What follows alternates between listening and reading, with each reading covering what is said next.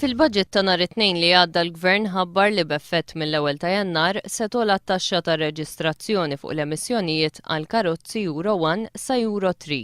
Dan ifisser li din it-taxxa se tkun tapplika l karozzi second hand li jinxtraw is-sena d-dieħla u li ħarġu qabel l-2005. Il-Gvern qal li l-għan ta' din il-miżura huwa li tinċentiva vetturi privati aktar notfa fit-toroq.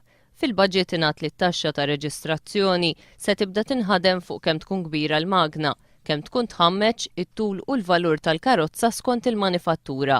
Jirriżulta li s'issa m'hemmx dettalji ta' kemm se tkun din it-taxxa li se jintlaqtu l-aktar minna dawk li jifilħu jixtru biss karozza second hand antika. Is-sena li għaddiet dawk li xtraw karozza second hand antika kienu jammontaw għal 19%. One News ċempel il-freeform tal-Gvern biex jistaqsi kemm se tkun din iż-żieda iżda ma kinux jafu. Mill-Budget Helpline għalunna biex inċemplu Transport Malta. Jekk tixtri karozza second hand li hija iktar antika mit-2005 se tkun ħatħallas ħafna liċenzji tagħha. Ma ħajħorġu xi rati jew Dak il-Transport Malta. Transport Malta ddewnant id-Dipartiment tal-Liċenzji. Għal-istadna ma ġenix informati fuq l-updates tal-budget għallunna suppost l-axħar tal-ġimgħa ġifieri għada bejn u għada.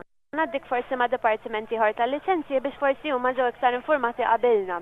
Iżda bqajna ma ngħatajna ebda tweġiba.